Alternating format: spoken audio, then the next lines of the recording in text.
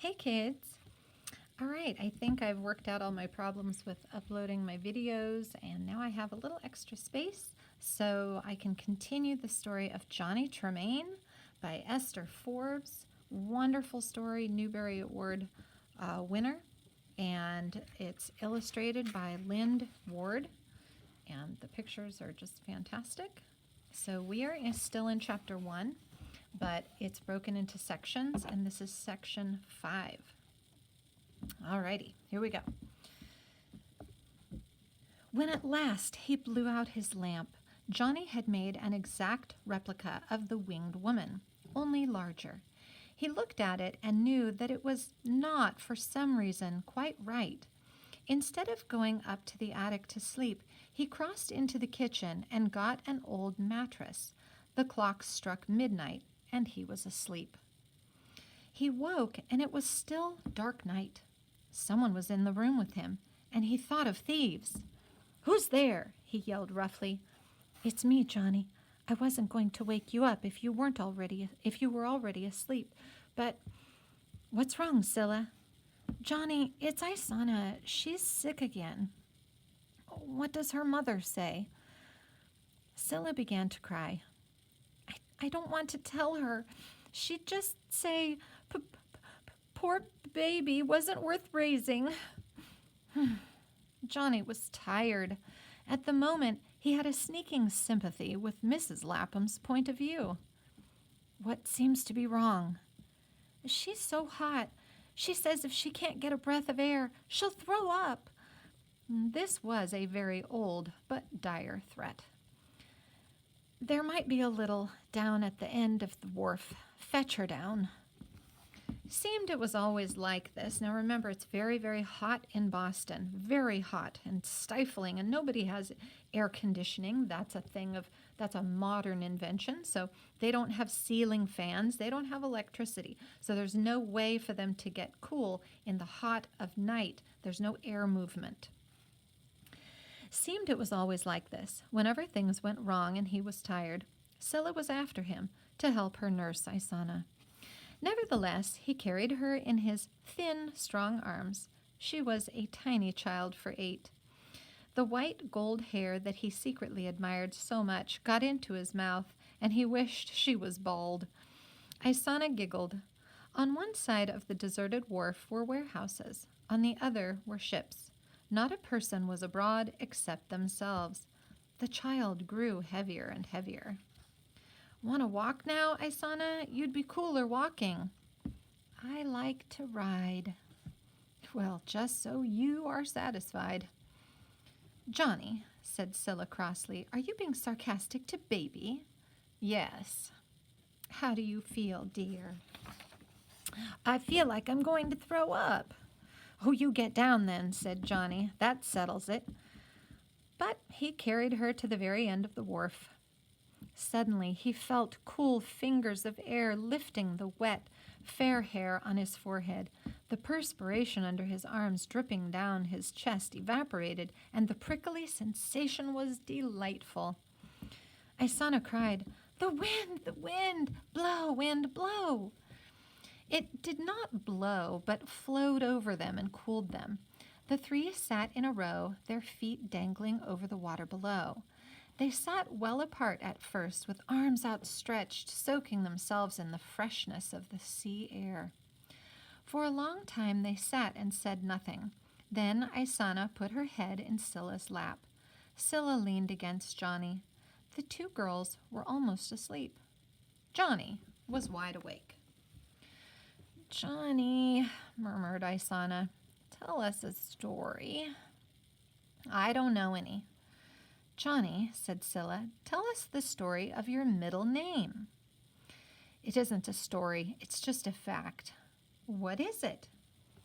Although by daytime, and if Scylla had teased him, he never would have told, the darkness of the night, the remoteness of the place where they sat, an affection he felt for the girls, and they for him, made everything seem different. After a long pause, he said, "It is light." "So you are really John Light Tremain?" "No, My baptized Bible name is Jonathan. I've always been called Johnny. That's the way my papers were made out to your grandpa. I am Jonathan Light Tremain. Why, that's just like Merchant Light? Just like. You don't suppose you are related? Well, I do suppose. But I don't know. Light's not a common name, and we are both Jonathan. Of course I've thought about it, some. When I see him rolling around in his coach, strutting about with his laces and gold-headed canes. But I don't aim ever to think too much about it. Isana was almost asleep. "Tell more, Johnny," she murmured. "Merchant Light is so very rich." "How rich? Like Mr. Hancock?" "Not quite. Almost. He's so rich gold and silver are like dust to him." "You mean at Light Mansion Mrs. Light sweeps up gold and silver in a dustpan?" "Mrs. Light doesn't sweep, you silly. Not with her own fair hands. For one thing, she's dead, and for another, if she weren't, she'd just snap her fingers, and maids would come running, in frilly starched caps. They'd curtsy and squeak, 'Yes, ma'am, no, ma'am,' and 'If it please you, ma'am.' Then Mrs. Light would say, oh, and I better not hear any of you guys using this, but remember, this is just the author. 'You dirty sluts, look at that gold dust under the bed. I could write my name in the silver dust on the mirror over that mantel. Fetch your mops and rags, you bow-legged, cross-eyed, chattering monkeys.'" Now that's really Johnny imitating what he thinks Mrs. Light would say, but of course she would never speak like this. This is Johnny. He's a lower class person, and so this is lower class language. "Diamonds, too?" "To clean up diamonds, they need brooms." "Oh, Johnny, tell more." "Once the rubies spilled, and the cook, a monstrous fine woman, I've seen her, thought they were currants. She put them in a fruit cake, and Merchant Light broke a front tooth on one." "A fact, Johnny?" "Well, it's a fact that Merchant Light's got a broken front tooth. I saw it as I stood watching him." Scylla said, "You watch him much?" He answered, a little miserably, "It's just like I can't help it. I don't mean ever to think of him." Isana murmured, "What do they do with their pearls?" "They drink their pearls." "What?" "Like a queen of Egypt my mother told me of before she died. She drank her pearls in vinegar just to show off. That Lavinia Light is always showing off too." Isana was asleep. "You never speak of your mother, Johnny. She hadn't been dead more'n a few weeks when you first came here. You never talked about her at all. Was that because you liked her so much, or not at all?" There was a long pause. "Liked her so much," he said at last.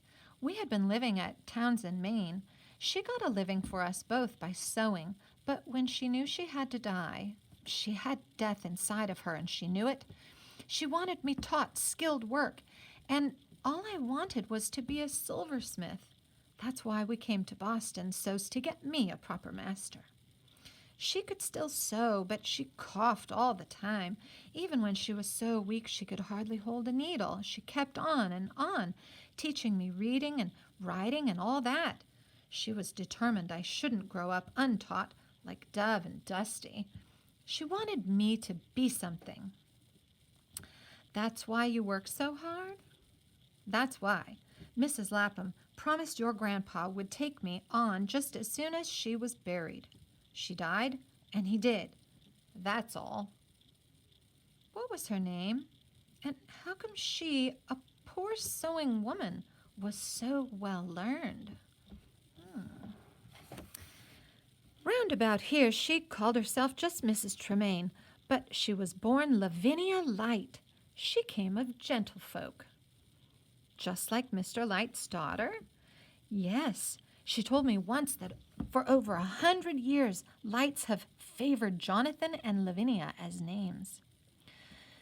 "Johnny, didn't she ever go to those rich relatives and say, 'Here I am'?" "No, and she told me not to, ever." Unless, only if I'd got to the end of everything, she'd say, Johnny, if there is not one thing left for you, and you have no trade and no health, and God himself has turned away his face from you, then go to Merchant Light and show him your cup, and tell him your mother told you before she died that you are kin to him. He will know the kinship, she said, and in pity he may help you. Your cup?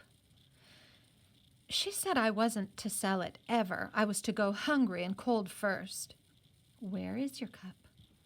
In my sea chest in the attic. That's why I keep it locked. Will you show me your cup?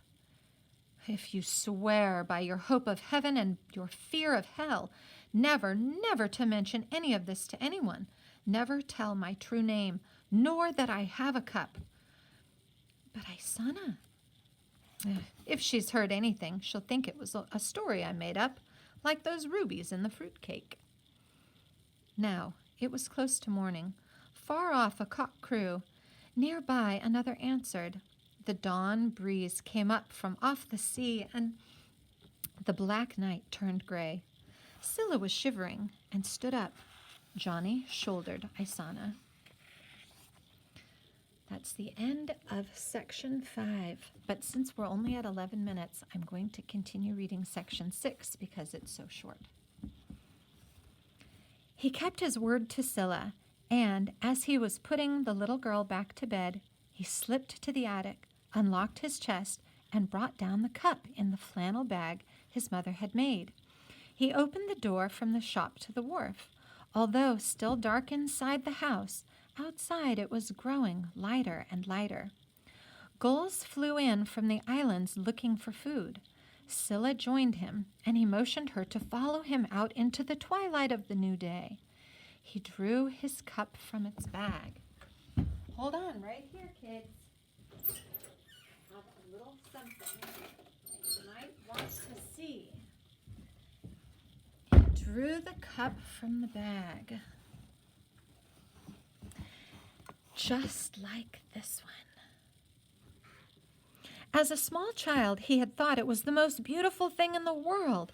It was the reason why he had begged his mother to apprentice him to a silversmith, and there were none in towns in Maine. Now he was more critical of the cup. He thought it too chunky. On one side was engraved the crest of the lights. This was an eye rising up from the sea. From it, rays of light, or lashes, streamed out, half covering the surface of the cup.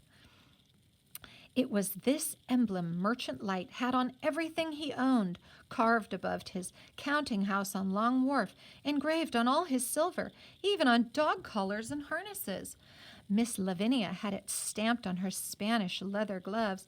Johnny knew it was cut on the slate gravestones of the Light family on Copp's Hill. The same as his, said Scylla in wonder. And the same motto, look. She read the words in her halting manner. Let there be light. And miraculously, as she stumbled over these words, there was light, for the sun came up out of the sea. The children stood and looked at each other. The girl's face showed her excitement and her fatigue. That means exhaustion. It was a pointed, sweet little face, her eyes a lighter brown than Isana's, and her hair not so strikingly pale. Johnny whispered, just like the sun coming up yonder out of the sea, pushing rays of light ahead of it. Scylla, evidently thinking Johnny was getting beyond himself, said, might it not just as well be a setting eye? It was the first sour remark she had made to him all the night. No, no, my mother said it is a rising eye, but I was to keep whist and mum about it, unless even God has turned away his face. And Scylla, you promised. By my hope of heaven and my fear of hell. And that is the end of section 6 and of chapter 1. Okay, tune in for the next part on the next video.